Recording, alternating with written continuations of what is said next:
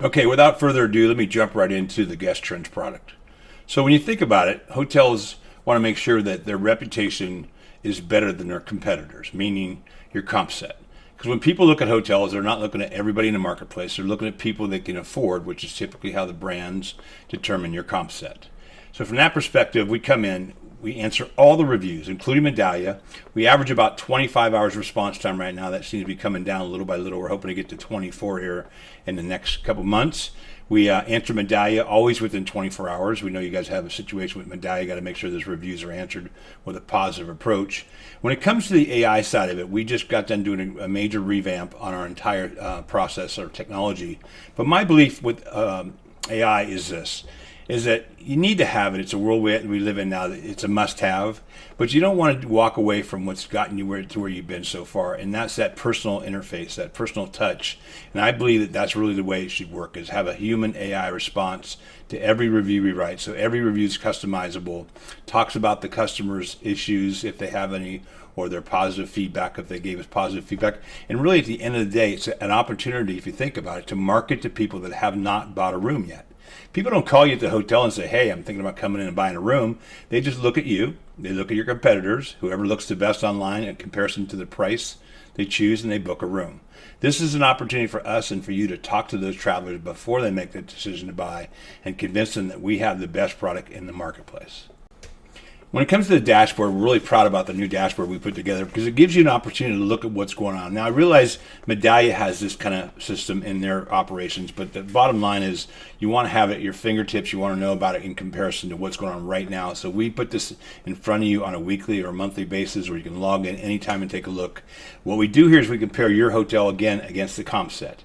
How am I looking against the Best Western and Super 8 from the Days Inn in this situation? As you can see, the Days Inn's lagging a little bit. So we're going to make sure that score in the Days Inn goes up above that 4.0 mark on average to make sure we're taking the business from these competitors.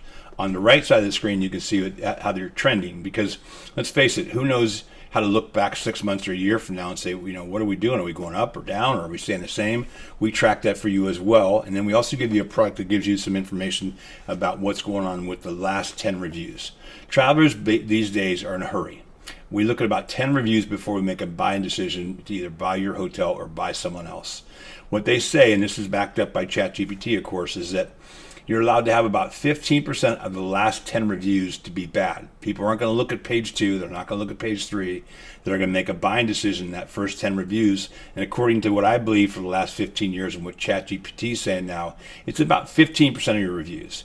So you can have some bad reviews. You just can't have too many, because if you give a traveler 3 or 4 or 5 bad reviews in the last 10 on Booking.com or Expedia or Google or TripAdvisor, you're giving them 3 to 4 to 5 reasons not to give you money, and that's not a good thing. So on the left-hand side of the screen, you kind of see how you stack up on your own. On the right-hand side of the screen, you see how you compare against that comp set again to make sure you're looking good.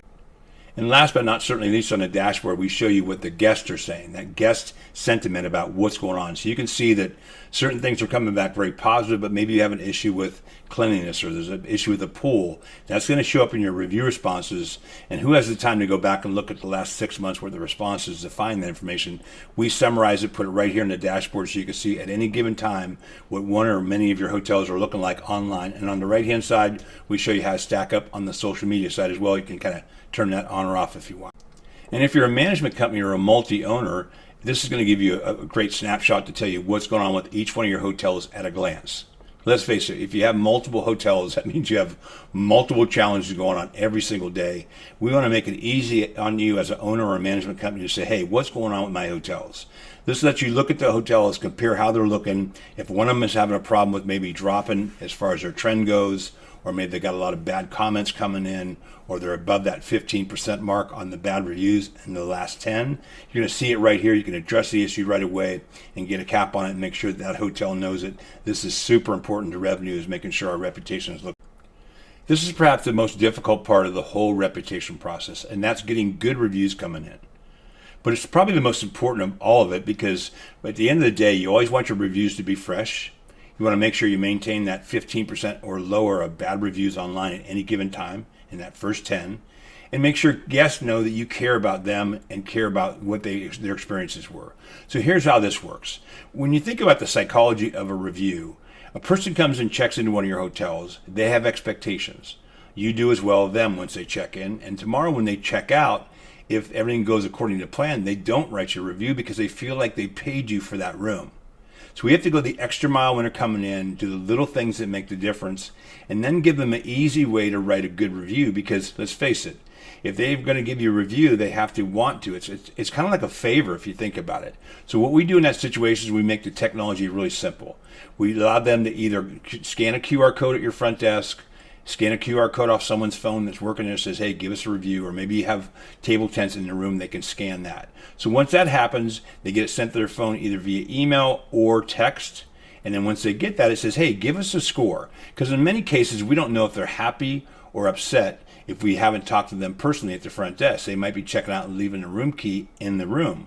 So in that case, if they give us a 1, 2, or 3 star, we send them to our internal process, which I'll show in a minute. If they give you a 4 or 5 star, we send them online to either Google or TripAdvisor or both. Now you can kind of cater that any way you want and change what they get. You might want 3 stars to go online. It's really kind of up to you. So once they do, we send them out a quick link that says, hey, tell us what happened. Tell us about your review. So about their process. So they come in here and they can use the AI and just either click on one of the things like the management team down there. We have a bunch of those preloaded, or they can just type 2 or 3 words, and literally in about 30 seconds, not even that, 15 seconds, the review is written. They could post that review on Google and TripAdvisor in under 1 minute.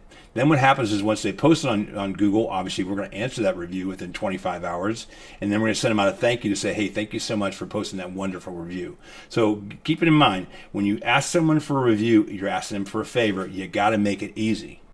Now, the other side of the equation is someone that's not happy or maybe kind of in the neutral zone. So in that case, we still have the same process involved with getting that review to come in. The difference is when they give you a 1, 2, or a 3 star review, we do not want them going online most of the time to write that review because it's going to give the traveler who's looking at buying a room from you kind of a first bad impression. So in that case, what we do is we internalize that review process, send them out a review like this, says, hey, what happened? Tell us about the cleanliness, the service, the amenities. Once they do all this, then what we do in that situation is we get right back to them and say, hey, thank you so much for that review. Give us 24 hours to get back to you with a makeup offer. The reason we do that is simple. We want them to calm down, get a good night's sleep, wake up in the morning with a different disposition, and all that time knowing that we care about them and we are taking care of this problem. So in a very bad review situation, we reach out to you at the hotel and say, hey, how do you want us to handle this? If it's maybe just a 1.5, 2 stars, and you're like, hey, take care of them, we take care of all that, we make sure, and then we send out one last final email with what you want to do from a makeup offer standpoint. Again, this is about making sure that traveler knows we care about them. If we can buy 1 day's time, they tend to calm down a lot and they don't write that review probably 95% of the time. So that's kind of how you want to deal with the bad reviews.